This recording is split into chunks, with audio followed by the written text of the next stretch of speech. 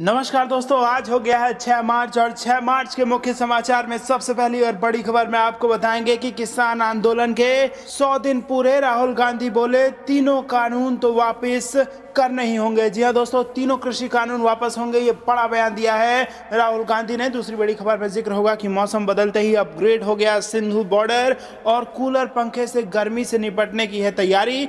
और तीसरी बड़ी खबर में जिक्र होगा कि हर मुद्दे पर हम मनोहर सरकार की पोल खोलेंगे, ये बड़ा बयान दिया है कांग्रेस पार्टी ने। दोस्तों, हर एक खबर की गहराई में आपको ले जाएंगे, लेकिन उससे पहले अगर आप भी देश के किसानों के साथ खड़े हैं तो आप अभी इस वीडियो को लाइक कीजिए और इस लाल बटन को दबा के चैनल को फ्री में सब्सक्राइब करके घंटी बजाकर कमेंट में लिखिए जय हिंद। दोस्तों, रुक करते हैं तमाम बड़ी खबरों की तरफ। किसान आंदोलन के 100 दिन, राहुल गांधी बोले तीनों कानून तो वापस करने ही होंगे। जी हां दोस्तों, कांग्रेस के पूर्व अध्यक्ष राहुल गांधी ने 3 नए केंद्रीय कृषि कानूनों के खिलाफ चल रहे किसान आंदोलन के 100 दिन पूरा होने पर शुक्रवार को कहा कि सरकार को ये कानून वापस लेने ही होंगे। उन्होंने ट्वीट किया, बीज बोकर जो धैर्य से फसल का इंतजार करते हैं, महीनों की प्रतीक्षा व खराब मौसम से वे नहीं डरते हैं। तीनों कानून तो वापस करने ही होंगे। उल्लेखनीय है कि पिछले 100 दिनों से दिल्ली के निकट के कई स्थानों पर कई किसान संगठन प्रदर्शन कर रहे हैं। उनकी मांग तीनों कृषि कानूनों को वापस लेने और न्यूनतम समर्थन मूल्य की गारंटी वाला कानून बनाने की है। दूसरी तरफ सरकार ने तीनों कानूनों को कृषि सुधारों की दिशा में बड़ा कदम करार देते हुए कहा है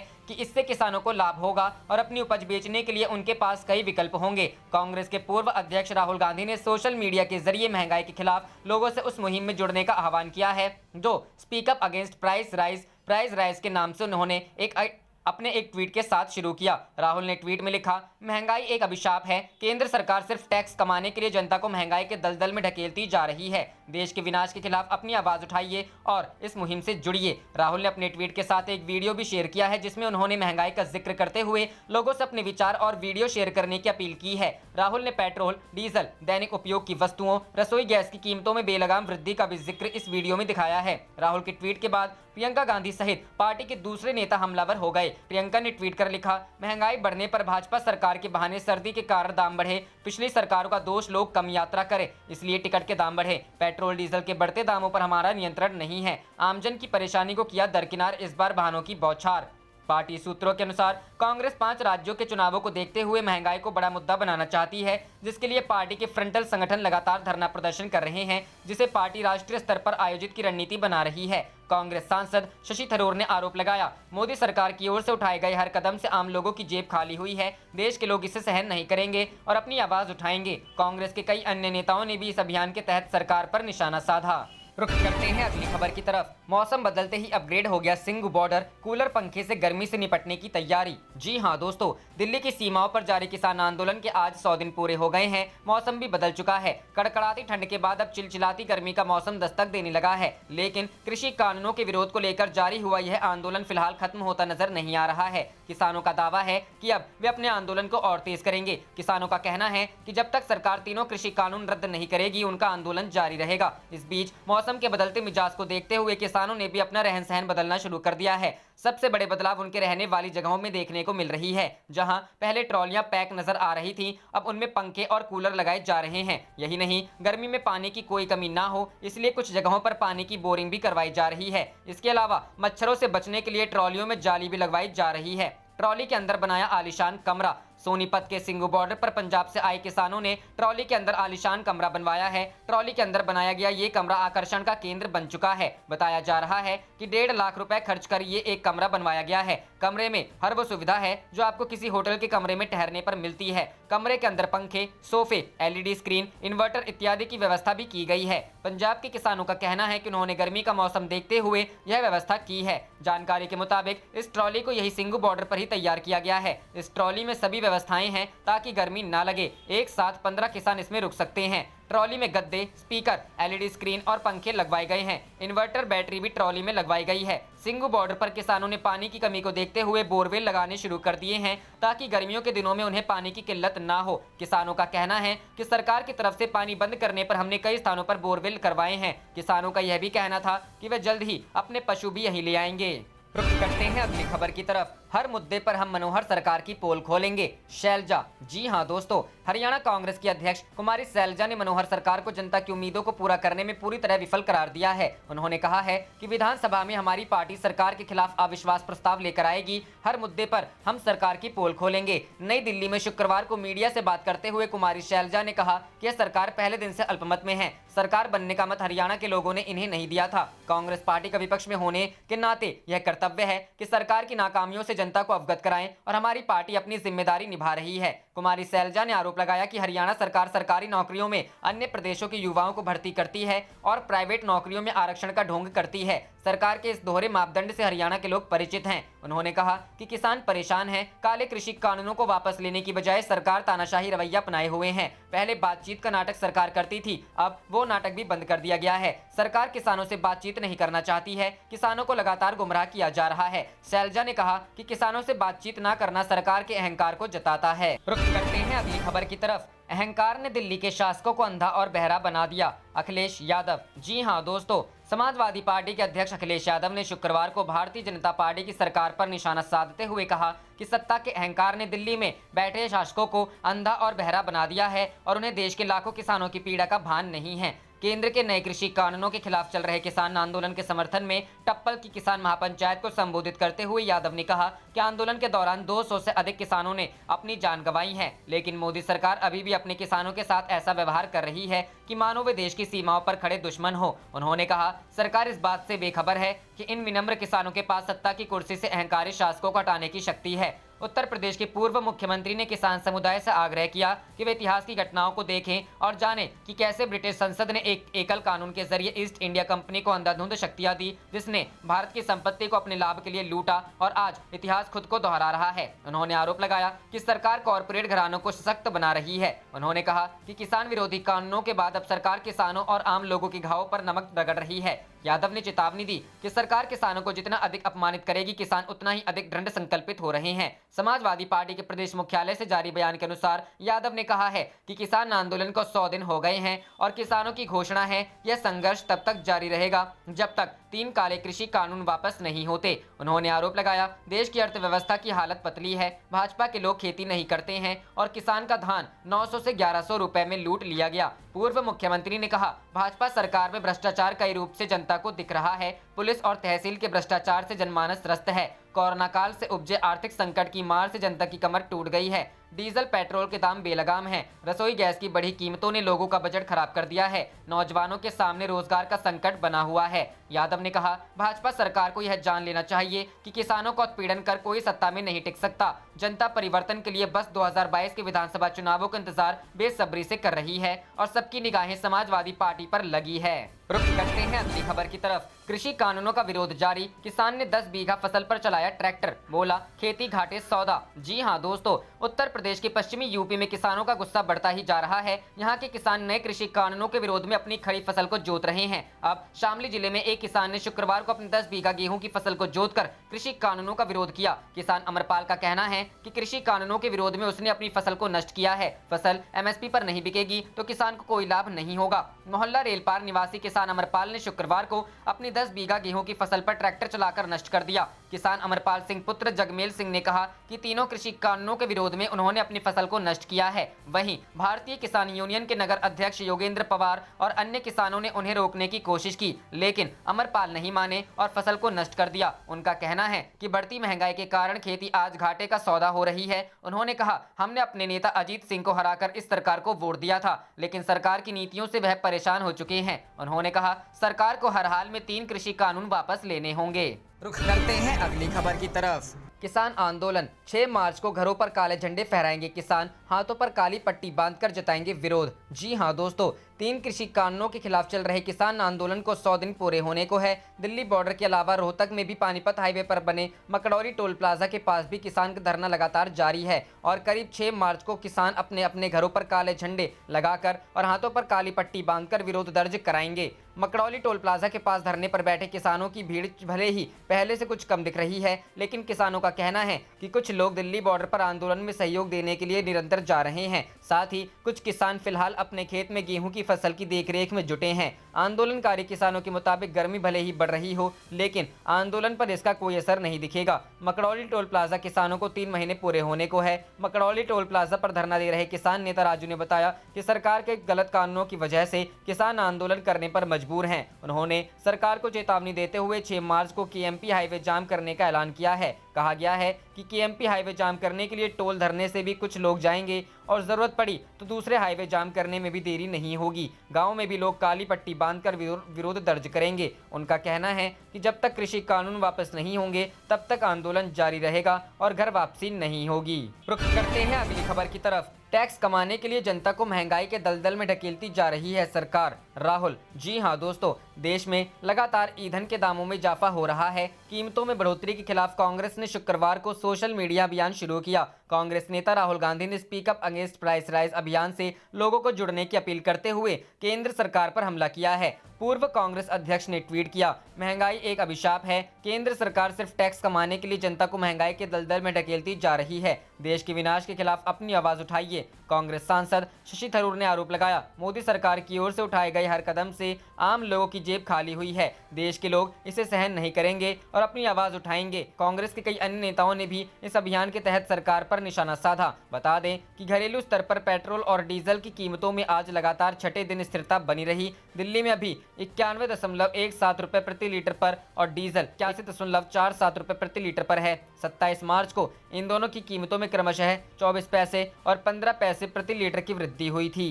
रुख करते हैं अगली खबर की तरफ। हरियाणा, हुड्डा का अविश्वास प्रस्ताव, खट्टर की सरकार तो चौटाला की साख दांव पर। जी हां दोस्तों, किसान आंदोलन के बीच हरियाणा में शुक्रवार से शुरू हो रहे विधानसभा के बजट सत्र में कांग्रेस ने खट्टर सरकार को घेरने की रणनीति तैयार कर ली है। 12 दिनों तक चलने वाले इस सत्र हंगामेदार रहने के पूरे आसार हैं। बजट सत्र के पहले दिन ही किसानों के मुद्दे पर सत्ता पक्ष और विपक्ष में टकराव होना तय माना जा रहा है। राज्यपाल सत्यदेव नारायण आर्य के अभिभाषण बाद विपक्ष के नेता भूपेंद्र सिंह हुड्डा बीजेपी जेजेपी गठबंधन की सरकार के विरुद्ध अविश्वास प्रस्ताव लाने का ऐलान कर रखे हैं। विधानसभा सत्र के दौरान पूर्व सीएम भूपेंद्र हुड्डा के नेतृत्व में कांग्रेस विधायक 3 कृषि कानूनों के विरोध में चर्चा की मांग करेंगे। इसी मुद्दे पर कांग्रेस अविश्वास प्रस्ताव लाने की बात कह रही है, लेकिन इसे स्वीकार या अस्वीकार करना स्पीकर के विवेक पर निर्भर करता है। हालांकि स्पीकर ज्ञानचंद गुप्ता विधानसभा नियमावली का हवाला देकर साफ कर चुके हैं कि जो विधेयक लोकसभा में पास होकर कानून बन चुका है उस पर राज्य विधानसभा में चर्चा नहीं हो सकती। वहीं कांग्रेस विधायकों के द्वारा लाए जा रहे हैं प्रस्ताव को स्पीकर अगर स्वीकार करते हैं तो 10 दिन के भीतर अविश्वास प्रस्ताव पर चर्चा करानी जरूर होगी। ऐसे में कांग्रेस की ओर से खट्टर सरकार के खिलाफ लाए जा रहे अविश्वास प्रस्ताव को बीजेपी जजपा गठबंधन के नेता गिराने की तैयारी का दावा कर रहे हैं। बजट सत्र की शुरुआत से पहले ही मुख्यमंत्री मनोहर लाल खट्टर सरकार ने विपक्ष के हाथ से कई बड़े मुद्दे छीन लिए हैं। रुख करते हैं अगली खबर की तरफ। वैक्सीन सर्टिफिकेट पर पीएम मोदी की फोटो का मामला, टीएमसी की शिकायत पर इलेक्शन कमीशन ने मांगी रिपोर्ट। जी हां दोस्तों, कोविड वैक्सीन सर्टिफिकेट पर प्रधानमंत्री नरेंद्र मोदी की फोटो को लेकर तृणमूल कांग्रेस ने चुनाव आयोग से शिकायत की थी। इसके बाद चुनाव आयोग ने शुक्रवार को पश्चिम बंगाल के मुख्य निर्वाचन अधिकारी को इसके संबंध में रिपोर्ट देने के आदेश दिए हैं। पार्टी सर्टिफिकेट पर पीएम मोदी की फोटो को आचार संहिता का उल्लंघन बता रही थी। खास बात यह है कि विधानसभा चुनाव के मद्देनजर पश्चिम बंगाल, असम, तमिलनाडु, केरल और पुडुचेरी में विधानसभा चुनावों की घोषणा के बाद 26 फरवरी से आदर्श आचार संहिता प्रभावी है। भारत निर्वाचन आयोग ने चुनावी आचार संहिता के उल्लंघन संबंधी तृणमूल कांग्रेस की शिकायत पर पश्चिम बंगाल के मुख्य निर्वाचन अधिकारी से रिपोर्ट मांगी है। मीडिया रिपोर्टर के मुताबिक निर्वाचन अधिकारी को इसके संबंध में 24 घंटों में रिपोर्ट दाखिल करनी है। रिपोर्ट बताती है कि आयोग सीईओ की रिपोर्ट के आधार पर फैसला लेगा। पदाधिकारी ने गुरुवार को बताया कि राज्य निर्वाचन कार्यालय से तृणमूल कांग्रेस की शिकायत का सत्यापन करके रिपोर्ट देने को कहा गया है। उन्होंने बताया कि निर्वाचन कार्यालय की रिपोर्ट के आधार पर ही चुनाव आयोग आगे ही कार्रवाई करेगा। पश्चिम बंगाल में सत्तारूढ़ तृणमूल कांग्रेस ने मंगलवार को चुनाव आयोग को दी गई शिकायत में आरोप लगाया कि पश्चिम बंगाल और अन्य चुनावी राज्यों में कोविन प्लेटफॉर्म के जरिए प्राप्त किए जाने वाले कोविड-19 टीकाकरण प्रमाण पत्र पर प्रधानमंत्री मोदी की तस्वीर होना आदर्श आचार संहिता का उल्लंघन है। पार्टी ने तस्वीर को प्रधानमंत्री द्वारा अधिकार का दुरुपयोग करार दिया है। टीएमसी नेता डेरेक ओब्रायन ने आयोग को लिखे पत्र में मोदी की तस्वीर पर सवाल उठाए थे। उन्होंने कहा था कि सर्टिफिकेट पर अपना नाम रखवाकर पीएम न केवल अपनी ताकत और पद का गलत फायदा उठा रहे हैं बल्कि चिकित्सा समुदाय से उनका श्रेय भी छीन रहे हैं। ब्रायन ने चुनाव आयोग से इस काम को रोकने की अपील की थी। बीते बुधवार को ही चुनाव आयोग ने सभी पेट्रोल पंप डीलर्स और दूसरी एजेंसियों से 72 घंटे के भीतर केंद्र की योजनाओं से जुड़ी और पीएम मोदी की तस्वीरें हटाने के लिए कहा है। रुख करते हैं अगली खबर की तरफ। पंजाब, हरियाणा, यूपी व राजस्थान के बाद अब मध्य प्रदेश में हुआ किसान महापंचायत का आयोजन। किसानों ने नए कृषि कानूनों को वापस लेने की मांग की।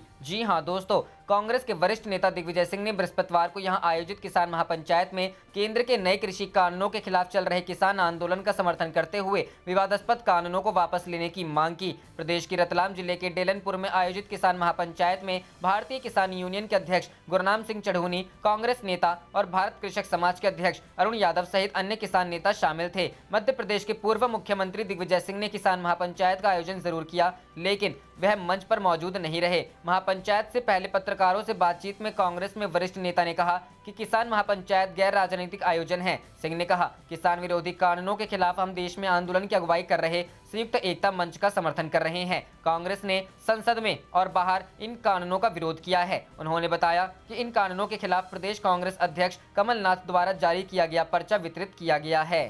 रुख करते हैं अगली खबर की तरफ। राकेश टिकैत का दावा, किसान कानूनों के खिलाफ होगा बीजेपी सांसद का इस्तीफा। जी हां दोस्तों, भारतीय किसान यूनियन के प्रवक्ता और किसान नेता राकेश टिकैत ने दावा किया है कि जल्द ही भारतीय जनता पार्टी की एक सांसद किसान आंदोलन के समर्थन में इस्तीफा देगी। हालांकि टिकैत ने कथित बीजेपी सांसद के नाम की जानकारी नहीं दी। टिकैत ने कहा कि जितने बीजेपी के सांसद हैं उतने दिन यह आंदोलन होगा। टिकैत के इस आंदोलन के बाद अटकलों का दौर शुरू हो गया है। कई जानकारों का मानना है कि पश्चिमी यूपी का कोई बीजेपी सांसद इस्तीफा दे सकता है। कुछ लोगों का मानना है यह शुरुआत हरियाणा या पंजाब का हो सकता है। एक मीडिया रिपोर्ट के अनुसार टिकैत ने कहा कि वह संसद पर मंडी बनाने की बात कही। उन्होंने कहा कि सरकार कह रही है कि हम कहीं भी फसल बेच सकते हैं, किसी भी दाम पर बेच सकते हैं। ऐसे में जहां पर कृषि के कानून पास किए गए हैं उसी संसद के बाहर किसान फसल बेचेंगे, क्योंकि वहां पर तो एमएसपी की गारंटी मिल जाएगी। टिकैत ने दावा किया कि वह किसानों से कह रहे हैं कि वह अपनी फसल लेकर सीधे दिल्ली लेकर आएं और संसद पर बेचें ताकि उन्हें सही दाम मिल सके। किसान नेता ने दावा किया है कि वह पश्चिम बंगाल में भी जाकर किसान पंचायत करेंगे। उन्होंने दावा किया कि चुनावी राजनीतिक या वोट से कोई लेना देना नहीं है, लेकिन वह जाकर किसानों को जागरूक करेंगे। साथ ही वह किसानों को यह भी बताएंगे कि कौन सी सरकार उनके हित में है। भाजपा नेता ने दावा किया कि जब तक तीनों कृषि कानून वापस नहीं हो जाएंगे और एमएसपी का कानून नहीं बनेगा तब तक हमारा आंदोलन खत्म नहीं होगा। रुख करते हैं अगली खबर की तरफ। बंगाल चुनाव, पुराने और नए नेताओं के बीच हो रही कलह ने बढ़ाई भाजपा की चिंता। जी हां दोस्तों, पश्चिम बंगाल विधानसभा चुनाव में केवल 3 सप्ताह रह गए हैं और ऐसे में भाजपा में जारी अंदरूनी कलह पार्टी के लिए चिंता का सबब बन गई है। एक तरफ जहां भारतीय जनता पार्टी ममता बनर्जी की सरकार को उखाड़ फेंकने के लिए पूरे दमखम से जुटी है, तो दूसरी तरफ पार्टी के पुराने नेताओं और नए शामिल हुए नेताओं में बंटवारे समेत कई मुद्दों पर खींचतान शुरू हो गई है। पिछले कुछ वर्षों में बंगाल में जनाधार और वोट प्रतिशत में इजाफा करने वाले भगवा दल ने दूसरे दलों के नेताओं के लिए भी दरवाजे खोल दिए हैं। चुनावी रणनीति के तहत कई अन्य दलों के वरिष्ठ नेताओं ने भी बंगाल में भाजपा का दामन थाम लिया। भाजपा के सूत्रों ने कहा कि कई ऐसे वरिष्ठ नेता भी भगवा दल में शामिल हुए हैं जिनके साथ पार्टी के पुराने नेताओं की उनके प्रतिद्वंदी दल में रहने के दौरान तनातनी रही थी। भाजपा के एक वरिष्ठ नेता के मुताबिक इस रणनीति को अपनाने से पार्टी को शुरू में फायदा मिला, जिसने तृणमूल कांग्रेस को डूबता जहाज करार दिया था। हालांकि बाद में यह पार्टी में अंदरूनी कलह का कारण बनकर उभरा है। उन्होंने कहा कि इससे भाजपा के भ्रष्टाचार के खिलाफ लड़ाई लड़ने की छवि को नुकसान पहुंचा है,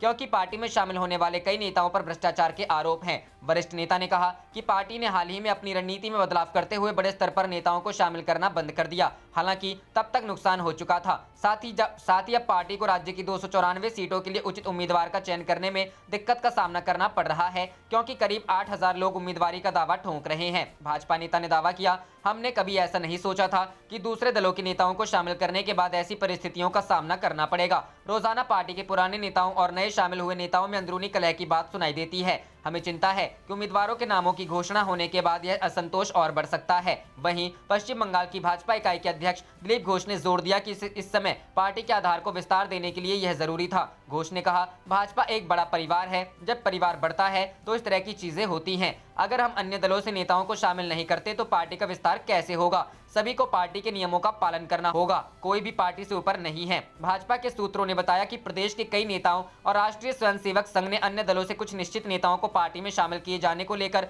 निराशा जाहिर की थी। पिछले कुछ महीनों में प्रतिद्वंदी दलों से हजारों कार्यकर्ता भाजपा में शामिल हुए हैं। तृणमूल कांग्रेस के 19 विधायकों समेत 28 विधायक भगवा दल का दामन थाम चुके हैं। राज्य में सत्तारूढ़ तृणमूल कांग्रेस के एक सांसद भी भाजपा के पाले में जा चुके हैं। रुख करते हैं अगली खबर की तरफ। राकेश टिकैत की केंद्र को धमकी, बॉर्डर खाली कराने के दुस्साहस न करे सरकार, उन्हीं की भाषा में जवाब मिलेगा। जी हां दोस्तों, केंद्र की 3 कृषि कानूनों को लेकर 3 महीनों से दिल्ली की सीमाओं पर आंदोलन कर रहे किसान नेताओं ने अब राजनीतिक तरीके से विरोध जताना शुरू कर दिया है। पहले नेताओं ने कहा था कि उन्हें राजनीति से कोई मतलब नहीं है, लेकिन अब वे कह रहे हैं कि जहां जहां विधानसभाओं के चुनाव हो रहे हैं वहां वहां की जनता से कहेंगे कि वे केंद्र में सत्तारूढ़ भाजपा को वोट ना दें। दिल्ली के गाजीपुर बॉर्डर पर धरना दे रहे भारतीय किसान यूनियन के नेता राकेश टिकैत से जब मीडिया ने इस बारे में पूछा तो उन्होंने कहा, बॉर्डर खाली कराने का दुस्साहस न करे सरकार, उन्हीं की भाषा में जवाब मिलेगा। उन्होंने कहा कि हम राजनीति नहीं कर रहे हैं, लेकिन जो जैसा समझता है उसको उसी तरह समझाते हैं। कहा, अप्रैल में बंगाल जाएंगे और लोगों को सरकार की नीतियां बताकर उनसे भाजपा को वोट नहीं देने की अपील करेंगे। टिकैत ने कहा, सरकार बोली है कि कहीं भी उपज बेचो तो ठीक है, हम पार्लियामेंट के सामने बेचेंगे, जो हमें रोकने की कोशिश करेगा उसको वही समझाएंगे। कहा, हमें तो अभी मालूम चला है कि नई मंडी के बारे में, दिल्ली की पार्लियामेंट नई मंडी है, वहीं बेचेंगे, देखते हैं यह सरकार कितनी उपज हमसे खरीदती है। बीकेयू नेता बोले, हमने किसानों से कहा है कि लड़ाई लंबी है, वे राशन पानी लेकर तैयार बैठे, यह सरकार बेशरम है, आसानी से नहीं सुनती है, इसके लिए दिल्ली में पार्लियामेंट में चलकर आंदोलन करना पड़ेगा। किसान नेता राकेश टिकैत बोले, राजस्थान के किसान तो तैयार हो गए हैं, वे बहुत जल्द अपने ट्रैक्टर लेकर दिल्ली कूच करेंगे, वहां पर सरकार को घेरेंगे। कहा कि सरकार हमें रोकेगी तो हम सरकार को ही रोक देंगे। वे बोले, हमने कोई सड़क नहीं बंद की, सरकार ने रास्ते रोके हैं, हमने किसानों से कहा है कि वे बैरिकेडिंग तोड़कर आगे बढ़े, सरकार से हम नहीं डरते हैं, हमारी मांग जो पहले थी वो भी अभी है, सरकार कानून वापस ले ले और कमेटी बना दे। एमएसपी पर बातचीत करने के लिए तो हम आंदोलन बंद कर देंगे, फिलहाल तो आंदोलन लंबा चलेगा, हम अभी कोई बातचीत नहीं करेंगे। रुख करते हैं अगली खबर की तरफ। हरियाणा में बीजेपी और जेजेपी में खींचतान, डिप्टी सीएम दुष्यंत चौटाला ने लव जिहाद पर जताया ऐतराज। जी हां दोस्तों, भारतीय जनता पार्टी शासित हरियाणा की मनोहर लाल खट्टर सरकार राज्य में जबरन धर्मांतरण को रोकने के लिए नया लव जिहाद बिल विधानसभा में पेश करने वाली है, लेकिन सरकार की मुख्य सहयोगी जननायक जनता पार्टी के नेता और राज्य के उप मुख्यमंत्री दुष्यंत चौटाला ने लव जिहाद शब्द पर आपत्ति जताई है। चौटाला ने एनडीटीवी से कहा कि वह लव जिहाद शब्द से सहमत नहीं है, जिसे दक्षिणपंथी मुस्लिम पुरुषों द्वारा हिंदू महिलाओं के जबरन धर्म परिवर्तन के लिए इस्तेमाल करते रहे हैं। उप मुख्यमंत्री ने कहा, मैं लव जिहाद नामक शब्द से सहमत नहीं हूं, हमें विशेष रूप से बलपूर्वक कराए जाने वाले धर्मांतरण की जांच के लिए एक कानून मिलेगा और हम इसका समर्थन करेंगे। यदि कोई स्वेच्छा से धर्मांतरण करता है या किसी अन्य धर्म के साथी से विवाह करने के लिए धर्मांतरण करता है तो उस पर कोई रोक नहीं है। दुष्यंत चौटाला की यह टिप्पणी ऐसे समय में आई है जब किसान आंदोलन के मुद्दे पर जननायक जनता पार्टी और दुष्यंत चौटाला पहले से ही बीजेपी के स्टैंड से नाखुश हैं। चौटाला किसानों की मांगों का समर्थन कर चुके हैं और तीनों कृषि कानूनों की समीक्षा की मांग कर चुके हैं। चौटाला ने तो यहां तक कहा कि अगर किसानों की बातें नहीं सुनी गई तो वह सरकार से इस्तीफा दे देंगे। बता दें कि उत्तर प्रदेश, मध्य प्रदेश और कर्नाटक सहित कई भाजपा शासित राज्यों ने पहले ही इस तरह के कानूनों को लागू कर दिया है, लेकिन हरियाणा में तैयारी के बाद नूंह जिले में जेजेपी को मुस्लिम समुदाय का विरोध झेलना पड़ रहा है, जहां उसकी बड़ी आबादी है और जेजेपी का वोट बैंक है। इस बीच चौटाला डैमेज कंट्रोल में जुड़ गए हैं। उन्होंने बुधवार को चंडीगढ़ में मुस्लिम समुदाय के नेताओं संग अहम बैठक की। जेजेपी के अल्पसंख्यक सेल के हेड मोहसिन चौधरी ने कहा, हमने अपने नेता दुष्यंत चौटाला के साथ मेवात के लोगों की एक बैठक आयोजित की थी। उन्होंने विधानसभा में पेश किए जाने वाले नए कानूनों के बारे में हमारी चिंताओं को सुना और उस पर सकारात्मक भरोसा दिया है। सूचना का अधिकार के तहत प्राप्त जानकारी के मुताबिक हरियाणा में पिछले 3 साल में अंतर धार्मिक संबंधों की वजह से 4 केस दर्ज किए गए हैं। इनमें से 2 में पुलिस ने एफआईआर कैंसिल की है, जबकि तीसरे में कोर्ट ने आरोपी को बरी कर दिया है और चौथा अभी भी कोर्ट में लंबित है। यह आरटीआई पानीपत के रहने वाले पीपी कपूर ने दाखिल की थी। ये सभी मामले राज्य के अंबाला, पानीपत और नूंह जिले में दर्ज किए गए थे। रुख करते हैं अगली खबर की तरफ। हमारी सरकार बनी तो ईवीएम मशीन हटा देंगे, बोले अखिलेश यादव। इतना बुरा हारेगी भाजपा, सोच नहीं सकते। जी हां दोस्तों, समाजवादी पार्टी के अध्यक्ष अखिलेश यादव ने गुरुवार को विश्वास जताया कि उत्तर प्रदेश के आगामी विधानसभा चुनाव में उनकी पार्टी 350 से ज्यादा सीटें हासिल करेगी। उन्होंने कहा कि सत्ता में आने के बाद Samajwadi party electronic voting machine की व्यवस्था को खत्म करने के लिए अभियान चलाएगी। अखिलेश ने यहाँ संवाददाता सम्मेलन में ईवीएम पर पूछे गए एक सवाल पर कहा, ईवीएम के बारे में मैं आज भी कह रहा हूँ कि उस पर किसी को भरोसा नहीं है। हाल ही में अमेरिका का चुनाव मतपत्रों से हुआ, उसमें भी कई दिनों तक मतगणना हुई। मतपत्रों से मतदान कराने पर लोगों का भरोसा बहाल होगा। हालांकि यह लड़ाई अभी लड़ी नहीं जा सकती। उत्तर प्रदेश के पूर्व मुख्यमंत्री ने कहा, हम प्रशिक्षण शिविर चला रहे हैं, समाजवादी पार्टी से जुड़े सारे लोग अपना वोट डाल देंगे तो भाजपा अपने आप हार जाएगी। सत्ता में आने पर समाजवादी पार्टी ईवीएम की व्यवस्था खत्म करने के लिए अभियान चलाएगी। एक अन्य सवाल पर अखिलेश ने आरोप लगाया, उत्तर प्रदेश में बिहार विधानसभा चुनाव जैसी स्थिति नहीं होगी। वहां तो महागठबंधन की सरकार बन रही थी, लेकिन भाजपा ने सत्ता छीन ली। उन्होंने कहा, उत्तर प्रदेश विधानसभा चुनाव में भाजपा इतने बड़े अंतर से हारेगी जिसकी किसी ने कल्पना भी नहीं की होगी। सपा 350 से अधिक सीटें जीतेगी। मुख्यमंत्री योगी आदित्यनाथ द्वारा सपा की टोपी पर निशाना साधे जाने के बारे में पूछे गए सवाल पर अखिलेश ने कहा, समाजवादी पार्टी की टोपी का जो लाल रंग है वह हमारी क्रांति का, हमारे खून का रंग है और सबसे बड़ी बात यह है कि हमारी भावनाओं का रंग है, मगर हमारे प्रधानमंत्री के अंदर भावना ही नहीं है। रुख करते हैं अगली खबर की तरफ। पीएम मोदी की तस्वीरों वाले होर्डिंग्स हटाए, पेट्रोल पंप डीलरों को चुनाव आयोग का आदेश। जी हां दोस्तों, भारतीय निर्वाचन आयोग ने बुधवार को सभी पेट्रोल पंप डीलरों एवं अन्य एजेंसियों को 72 घंटे के भीतर अपने परिसर से प्रधानमंत्री नरेंद्र मोदी की तस्वीर वाले केंद्रीय योजनाओं के होर्डिंग हटाने का निर्देश दिया। एक अधिकारी ने कोलकाता में यह जानकारी दी। पश्चिम बंगाल में मुख्य चुनाव अधिकारी कार्यालय के एक अधिकारी ने कहा कि ऐसे होर्डिंग में प्रधानमंत्री की तस्वीर का इस्तेमाल करना आदर्श आचार संहिता का उल्लंघन है। इससे पहले दिन में तृणमूल कांग्रेस के प्रतिनिधिमंडल ने निर्वाचन आयोग के अधिकारियों से मुलाकात की और आरोप लगाया कि लोगों को केंद्रीय योजनाओं की जानकारी देने के लिए लगाए गए होर्डिंग में प्रधानमंत्री की तस्वीर का उपयोग करना आदर्श आचार संहिता का उल्लंघन है। चुनाव आयोग द्वारा 26 फरवरी को राज्य में विधानसभा चुनाव की तारीखों के ऐलान के साथ ही आदर्श आचार संहिता लागू है। आप देख रहे थे आपका अपना चैनल जय हिंद जय भारत।